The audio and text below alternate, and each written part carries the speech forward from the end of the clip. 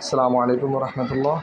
এবার ঘাস লাগানোর ক্ষেত্রে নতুন একটা টেকনিক অবলম্বন করেছি। সেটা হলো, যেহেতু ঘাসের জমিতে অতিমাত্রায় বৃষ্টির কারণে ঘাস নষ্ট হয়ে যায়, ঘাসের জমি ফাঁকা হওয়ার কারণে আবার দ্বিতীয়বার ঘাস রোপণ করেছি। তো ঘাসের কাটিংটা একটু বড় করে সোজাসুজি খাড়াভাবে লাগিয়েছি, এই কারণে যেন ঘাসটা উপর থেকে বোক ছেড়ে সুন্দরভাবে হয়ে যায়।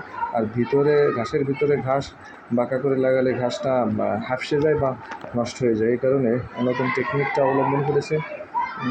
ঘাসের ভিতরে আবার দ্বিতীয়বার ঘাস লাগানো হয়েছে। আলহামদুলিল্লাহ, দেখা যাক। এভাবে একটা জমিতে লাগিয়েছিলাম, সেটা খুব সুন্দর হয়েছে। তো আপনারা এই টেকনিকটা অবলম্বন করতে পারেন।